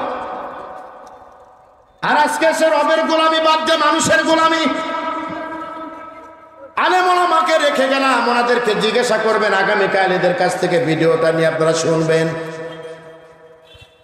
এই ওয়াজ করার জন্য কেউ আমাকে আদেশও করে নাই, নিষেধও করে নাই। আমি আমার ঈমান বাঁচানোর জন্য ওয়াজটা করে গেলাম। তার কারণ কিয়ামতের দিন আল্লাহ রাব্বুল আলামিনের কণ্ঠের হিসাব নেবেন, এই ব্রেনের হিসাব নেবেন। কথা কন না কেন? এই গাড়ি বাড়ির মালিকানার হিসাব নেবেন। সেদিন যদি পৃথিবীতে যদি আলেমে সু হয়ে যদি বসবাস করে যায়, কিয়ামতের দিন আল্লাহ রাব্বুল আলামিনের কাছে কোনো জায়গা হবে না। সুতরাং এই দুনিয়াতে ক্ষণিকের এই জিন্দেগিতে গোলামীর জিঞ্জিরে বসবাস করা না করে বরং সিংহের মতো 1 ঘন্টা বেঁচে থাকার অভিপ্রায় নিয়ে সামনের দিকে এগিয়ে যাও। মনে রাখবা, নারায়ে তাকবীর, আল্লাহু আকবার আওয়াজের ধরিতে বাতিলের মসনদ ভেঙে চুরমার হয়ে যাবে।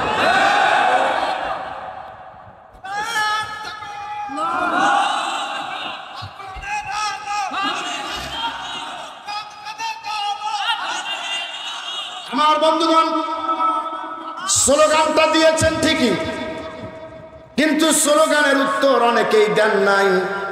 মনে রাখবেন মুসলমানরা, আমি বলে গেলাম আল কোরআনের আলো বাংলাদেশ স্বাধীন হওয়ার পর থেকে এই স্লোগান বাংলা ভাষায় দিয়েছেন। কোন ঘরে কোরআনের আলো ঢুকেছে তাও পরিপূর্ণ ঢোকে না, আর অধিকাংশ ঘরেই কোরআনের আলোর পরিবর্তে মুনাফিকদের আলো ঢুকেছে। আর এই মুনাফিকি আর কোরআনের নামের এই প্রহসন যদি দূর করতে চাও, তাহলে প্রথম কাজটাই হবে তোমাদের আল কোরআনের আলো আর ঘরে নয়, বরং এবার সংসারে জ্বালায়া দাও।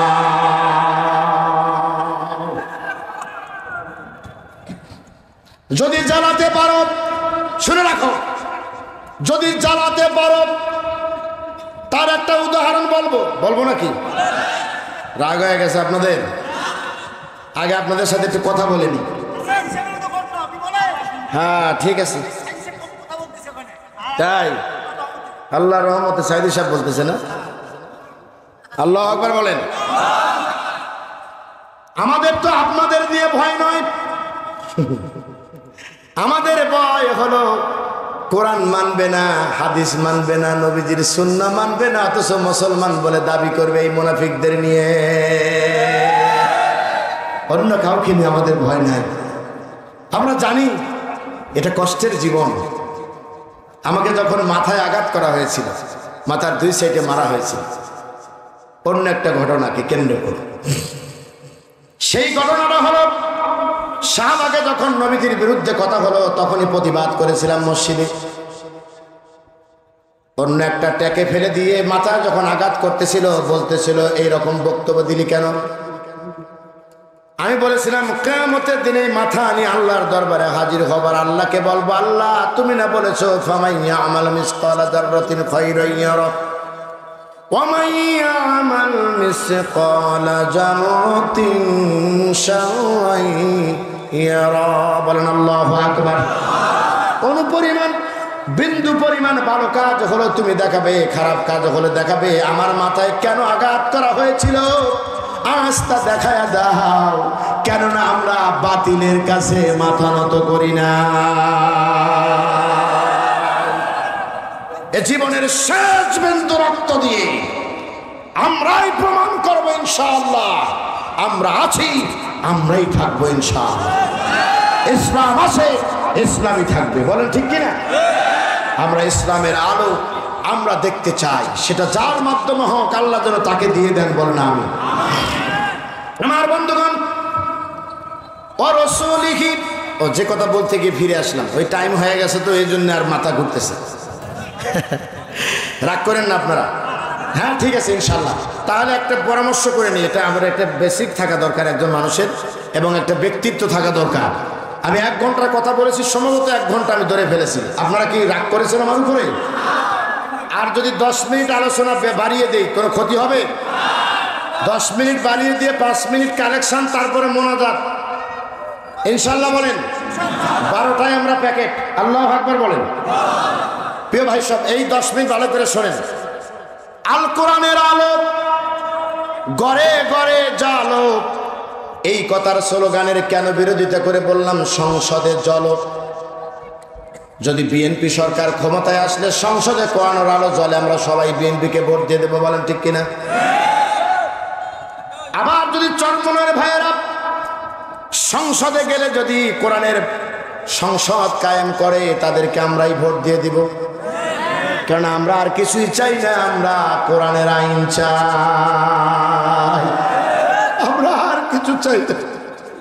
আমি যখন মোবাইলটা হাতে ধরি, বিশ্বাস করবেন আমার হাত থরথর করে অনেক সময় কাঁপে। আল্লাহ, এই নেটটা চালু করার সঙ্গে সঙ্গে বিদেশি কত কিছু এসে হাজির হয়।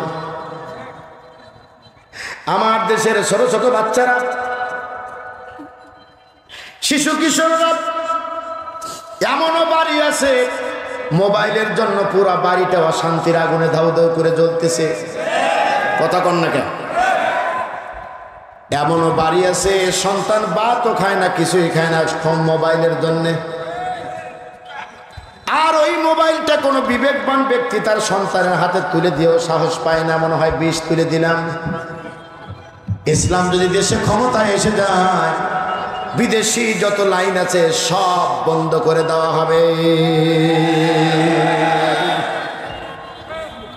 লালনের মাজারের ভিডিও দেখলাম, লালন শাহ মাজারের ভিডিও।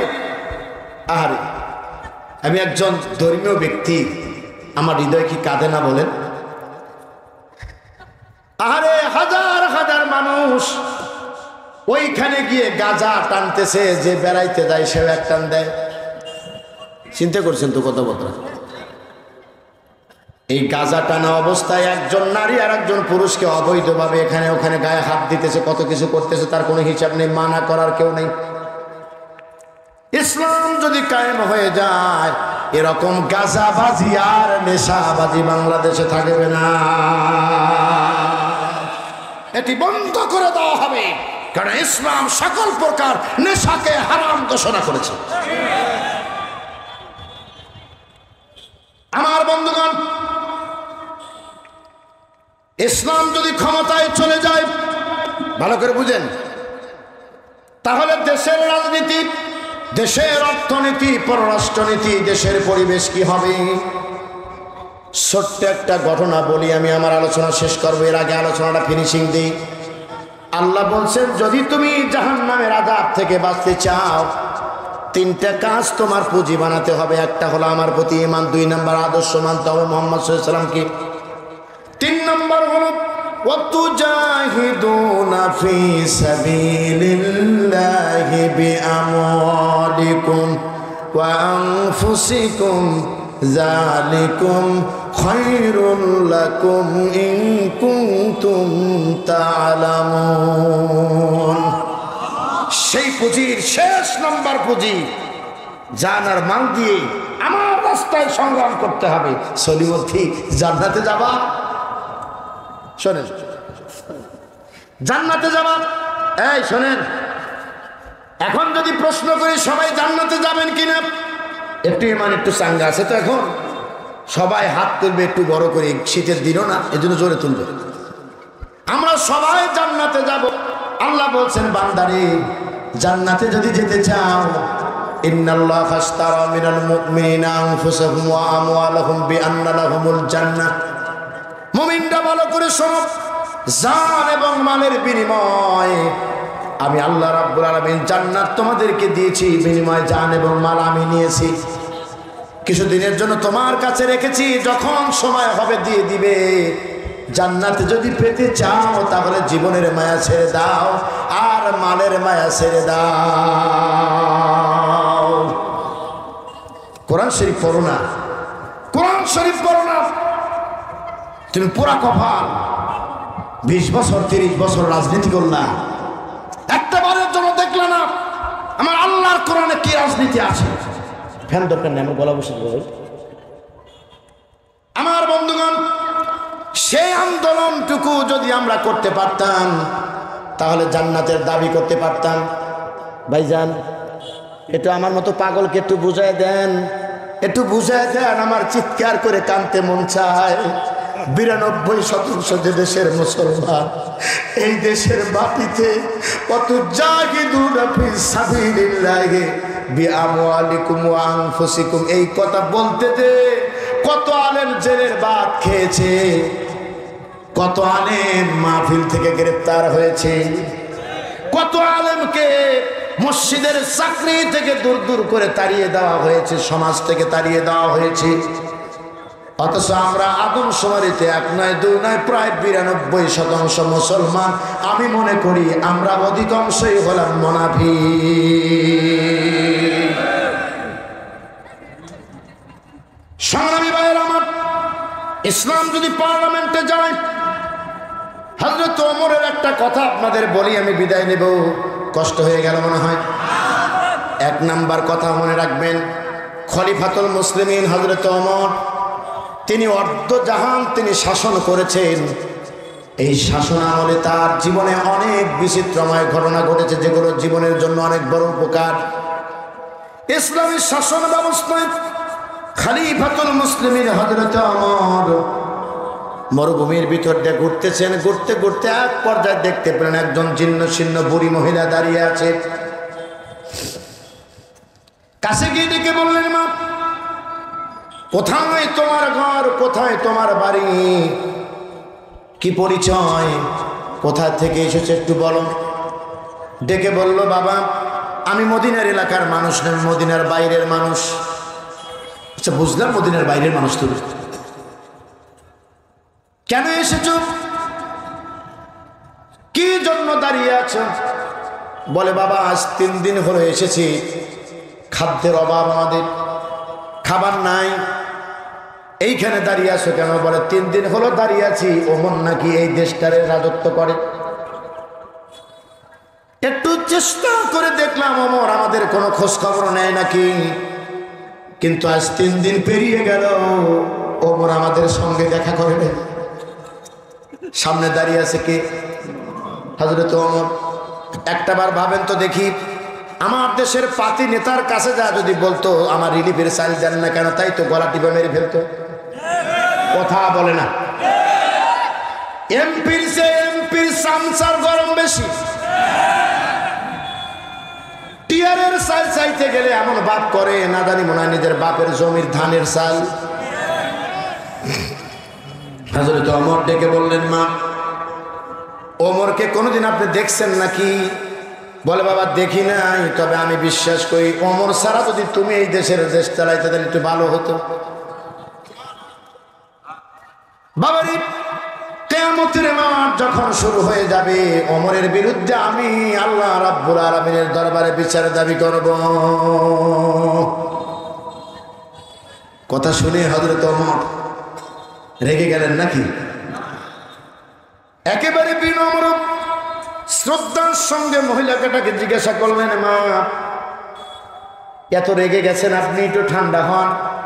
আমি জানতে চাই ওমরের বিরুদ্ধে যে বিচার দিবেন কারণ কি? কয়, 3 দিন হলো আমার জরিমানার টাকা দেওয়া লাগবে, নালে মানি না। চিন্তা করছে তো, জরিমানার টাকা লাগবে। হযরত ওমর জিজ্ঞাসা করলেন, মা, কত টাকা জরিমানা হয়েছে? বলে, 25 দিরহাম। পকেট থেকে বের করে হযরত ওমর মহিলাটার হাতে দিলেন আর বললেন, মা, এই যে 25 দিরহাম বুঝে দিলাম, আর এই চামড়ার একটু টুকরা দিলাম, এইখানে লিখে দাও কিয়ামতের দিন ওমরের নামে তোমার কোনো অভিযোগ নাই। অর্ধ জাহানের শাসক তিনি কথা বলতেছেন, যখন বন্ধু বান্ধব পাশে থেকে এসে ডেকে, আমিরুল মুমিনিন, এই মরুভূমির ভিতরে একজন সাধারণ মহিলার সঙ্গে আপনি এরকম কথা বলতেছেন। মহিলাটা আমিরুল মুমিনিন আরবি শব্দ বুঝতে পেরেছেন। একবার ওমরের মুখের দিকে তাকায়, আর একবার যারা এসেছে তাদের মুখের দিকে তাকায়। তাকায় ডেকে বললেন, যে তোমার আমার ভুল হয়েছে, আমাকে ক্ষমা করে দাও, আমি বুঝতে পারি নাই তোমার মতো অমর বলেই তো তুমি আমার খবর নিতে এসেছিলে, আমার ভুল হয়েছে, মাফ করে দেন। হযরত ওমর ডেকে বলে, বুড়িমা কেন উল্টো কাজ করো, আমার কাছে কেন তুমি ক্ষমা চাও, বরং তুমি আমারে ক্ষমা করে দাও, কেননা আমি 3 দিন কেন তোমার কাছে খোঁজ নিতে পারি নাই। ইসলাম যদি কায়েম হয়ে যায়, দেশে যদি সৎ শাসন প্রতিষ্ঠিত হয়ে যায়, আল্লাহ রাব্বুল আলামিন এমন শাসক বানায় দিবেন, ওনারা সবাই যখন ঘুমাবে তাহাজ্জুদের নামাজ পড়ে মানুষের সন্ধানে তারা বেরিয়ে যাবে। আমার ভাইরা, সুতরাং সব কথার এক কথা, যদি ইসলাম যদি মানতে না পারি, জান্নাতের কোনো দাবি করা আমাদের জন্য শোভনীয় নয়। আমার বন্ধুগণ, আল্লাহ রাব্বুল আলামিন বলছেন, বান্দারে এই কাজগুলো যদি তোমরা করতে পারো, আযাব থেকে যেমন বাঁচায় দেব, দুনিয়াতেও 2টা পুরস্কার তোমাদের জন্য দিব, আর জান্নাতে আরো একটা দিব। সুবহানাল্লাহ বলেন। 1 নম্বর হলো ইয়াগফির লাকুম যুনুবাকুম, তোমাদের পাপগুলো আমি মাফ করে দিব। সুবহানাল্লাহ মুখে আসলো না? পৃথিবী না জানুক আমি তো জানি, আমি কি পাপ করেছি, হায় আমার পাপের করলে বিচার, বাঁচার আমার নাই উপায়, দয়াময় তুমি মাফ করো গো আমায়, মাফ করো আমায়। বলুন আমিন। বানাতিনা ফিদ দুনিয়া হাসানাতাও ওয়া ফিল আখিরাতি হাসানাতাও ওয়া কিনা আযাবান নার। রব্বুল আলামিন বাংলাদেশের ঐতিহ্যবাহী জেলা কুড়িগ্রামের উলিপুরের বুড়োবুড়ি ইউনিয়নে বসে থেকে রাত 12টা পেরিয়ে গেছি, মোর্শেদা নুরানি হাফিজা মাদ্রাসার কোরআনের তাফসীর মাহফিলে হাজার হাজার মুসলমান নরনারী কোরআনুল কারীমের কথা প্রাণ ভরে উপভোগ করেছে। আল্লাহ মেহেরবানি করে যা কিছু আলোচনা করা হয়েছে, ভুল ত্রুটি ক্ষমা করে দাও। এর জানে কি হয়, আমাদের একান্ত প্রিয় নবী শাফায়েতে যিনি আমাদের একান্ত কান্ডারি, বিশ্ব নবীর রূহ মোবারকে হাদিয়াটুকুন পৌঁছায় দাও। তামাম পৃথিবীর মাটির নিচে যত মুমিন মুমিনাত ঘুমিয়ে গেলেন, তেনাদের প্রত্যেকের কবরে সওয়াব পৌঁছায় দাও আল্লাহ। আয় আল্লাহ, এইভাবে যখন দোয়া করতেছিলাম, হঠাৎ করে মার কথা মনে পড়েছি, বাবার কথা মনে পড়েছি। আল্লাহ গো, বাবা মাকে যারা হারিয়ে ফেলেছি, মেহেরবানি করে বাবা মার কবরে যদি আযাব হয়, আযাবুল কবর মাফ করে কবরগুলো জান্নাতের বাগান বানায়া দাও। রব্বিরহামহুমা কামা রব্বায়ানি সগীরা। পড়ুন সবাই, রব্বিরহামহুমা কামা রব্বায়ানি সগীরা। আয় আল্লাহ তাআলা, জীবনে কত গুণ করেছি মনে আছে, কত গুণ করেছি মনে নাই, তোমার কাছে প্রার্থনা জানাই, জিন্দেগীর সমস্ত গুনাহগুলি তুমি মাফ করে দাও।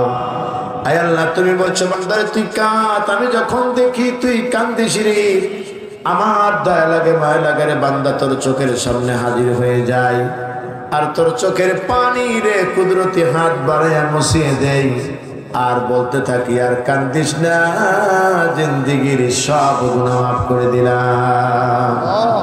আয় আল্লাহ তাআলা, এইভাবে যদি দুনিয়ায় কোনো মায়ের কাছে মা মা বলে কাঁদতাম, এমন নিষ্ঠুর মা নাই যে করে না নিয়ে পারে। বাবা মারছে তোমার লক্ষ কোটি গুণে মায় বেশি, আমাদেরকে তোমার দয়ার কোলে উঠায় নাও আল্লাহ। আয় আল্লাহ, তামাম বিশ্বের মুসলমান নরনারী অগণিত দেশে মুসলমানরা নিপীড়িত নির্যাতিত নিষ্পেষিত, এই মাজলুম জনতার মুক্তির রাস্তা তুমি মিলাইয়া দাও। আয় আল্লাহ, বাংলার জমিন মানচিত্রে ছোট্ট একটি দেশ, এদেশের ভূখণ্ডে কত রকমের ষড়যন্ত্র চলে আল্লাহ হিসাব করা যায় না। মেহেরবানি করে সকল ষড়যন্ত্রের জালকে ছিন্ন করে তোমার কোরআনের হুকুমত তোমার জমিনে কায়েম করে দাও। আয় আল্লাহ তাআলা, উলামায়ে কেরামকে ঐক্যবদ্ধ বানায়া দাও। মেহেরবানি করে সকল ভেদাভেদ ভুলে চলার তৌফিক দিয়ে দাও। আয় আল্লাহ, আজকের প্রধান অতিথি আসতে পারেন নাই, অসুস্থ। আল্লাহ মেহেরবানি করে ডাক্তার সাহেবকে তুমি সুস্থ করে আমাদের মাঝে ফিরে দাও। আল্লাহ গো, অনেক চেয়ারম্যান পদপ্রার্থী দোয়া চেয়েছেন, বর্তমান চেয়ারম্যান দোয়া চেয়েছেন, অনেক ভাইরা দান করেছেন। আমি গুনাহগার মুসাফির দোয়া করে গেলাম, সকলের মনের জায়েদ আশাগুলো পূর্ণ করে দাও। রব্বুল আলামিন এ মাদ্রাসাকে কবুল করুন। এ মাদ্রাসার ছাত্র শিক্ষক যারা আছেন, অভিভাবক যারা আছেন, এলাকার হিতাকাঙ্ক্ষী যারা আছেন, যারা জায়গা দিয়েছেন, কিয়ামতের দিন মুসিবতের কালে এ মাহফিল আমাদের সকলের জন্য জাহান্নামের আগুনের মুক্তির কারণ বানায় দিও আল্লাহ। আল্লাহ, আমার আশেপাশে আলেম ওলামা বসেছিলেন, তাদের কথা শুনতে পারলে অনেক উপকার হতো, পারি নাই, সময় দিতেও পারলাম না। মেহেরবানি করে আমার ওলামায়ে কেরামদেরকে রেখে গেলাম, তুমি ইজ্জত সম্মান তাদের বাড়াইয়া দিও আল্লাহ। মিডিয়ার ভাইয়েরা যারা দূর দূরান্ত থেকে এসেছিলেন, মেহেরবানি করে আমার ভাইদের প্রতি কদমে নেকি দাও। ওদের প্রচারের কারণেই তো আজকে দিন এত অগ্রসর হয়েছে আল্লাহ। মেহেরবানি করে ওদের হালাল রুজির দ্বার উন্মোচিত করে দাও রব্বুল আলামিন। আমার আজকের এই মাহফিলে যারা মুরব্বী এসেছেন, আবু বকর সিদ্দিকের মতো বানায় দাও, যুবকদেরকে খালিদ বিন ওলীদের মতো বানায় দাও। অগণিত মা বোনেরা এসেছেন আল্লাহ গো, সময়ের অভাবে তাদের ব্যাপারে স্পেশাল কিছু বলতে পারি নাই, স্পেশাল দোয়া করে গেলাম। আমার মা বোনেরা, প্রত্যেকটা মা বোনকে হযরতে খাদিজা এবং ফাতেমার মতো বানায় দিও আল্লাহ। আয় আল্লাহ, এ মাহফিল তোমার কাছে আমানত রেখে গেলাম, ভবিষ্যতেও যেন বিশাল বড় কোরআনের তাফসীরের আঞ্জাম দিতে পারে সেই তৌফিক তুমি দান করো আল্লাহ। আয় আল্লাহ তাআলা, মেহেরবানি করে যে যেখান থেকে এসেছি এবং চলে যাব, একা যাওয়ার মতো ক্ষমতা আমাদের কারো নাই, সহি সালামতে গন্তব্যে পৌঁছার ব্যবস্থা করে দাও। আয় আল্লাহ তাআলা, শহীদ আল্লামা দেলার হোসেন সাঈদী কোরআনের পাখি আমাদের কাছ থেকে চলে গেল, মাবুদ আমরা সম্মান দিতে পারি নাই, মেহেরবানি করে তোমার বান্দারে জান্নাতে উচ্চ মাকামের ব্যবস্থা করে দাও। আয় আল্লাহ তাআলা, তোমার কাছে নিবেদন, জীবন ভর শুনেছি মদিনা মদিনা, মদিনায় যাওয়ার ভাগ্য আমাদের অনেকেরই হয় নাই। মদিনার যে সোনার মানুষটিকে একবার স্বপ্ন দেখলে দোজখের আগুন হারাম হয়ে যায়। আল্লাহ গো, তোমার বন্ধুরে না দেখায় মওত দিও না। মদিনায় তুমি আমাদের যদি না নাও, স্বপ্নে যদি রাহমাতাল লিল আলামিনকে না পাই, কিয়ামতের দিন নবীজির সঙ্গে আমাদের হাসর কায়েম করে দিও আল্লাহ। আয় আল্লাহ, ইমাম মালিক যখন মদিনায় গেলেন, নবীজি শহরে ঢুকে পায়ে থেকে জুতা খুলে ফেললেন, জুতা খুলে মদিনার মাটিকে চুমা খায় আর বলে, মদিনার মাটি তোমার মতো এত সুন্দর মাটি আর দুনিয়ায় কোথাও নাই। তোমার বুকে শুয়ে আছে বিশ্বনবী ইমাম মালিকের নবী প্রেম তুমি কবুল করলে। আল্লাহ গো, বাবু সালাম গেট দিয়ে ঢুকে ওপার দিকে বেরিয়ে গেলে দেখা যায় জান্নাতুল বাকি কবরস্থান। জান্নাতুল বাকির কবরের মেইন গেটে ঢুকলে লম্বা কবর খুঁজে পাওয়া যায়। এটা হলো ইমাম মালিকের কবর। বিশ্বনবীর ভালোবাসে ইমাম মালিকের কবর তুমি মদিনার জান্নাতুল বাকিতে দিয়েছো। আমরা গরিব মানুষ, আমাদের ভাগ্যে আছে কিনা জানি না। যদি না দাও আল্লাহ, কিয়ামতের দিন এতিম নবীর সঙ্গে আমাদের দাঁড় করাইয়া দিও। জীবনের শেষ স্বপ্ন, আজকের মাহফিলের শেষ আবদার তোমার কাছে, মরার আগে একদিনের জন্য হলো দেখে যেতে চাই তোমার জমিন, তোমার আইন দিয়ে চলছে আল্লাহ। রব্বানা তাকাব্বাল মিন্না ইন্নাকা আনতাস সামিউল আলিম ওয়া তুব আলাইনা ইন্নাকা আনতাত তাওয়াবুর রহিম। সুবহান রাব্বিকা রাব্বিল ইজ্জাতি আম্মা ইয়াসিফুন ওয়া সালামুন আলাল মুরসালিন والحمد لله رب العالمين واجعل آخر كلامنا عند الموت لا إله إلا الله محمد رسول الله। والسلام عليكم ورحمة الله। একটি কথা শোনেন।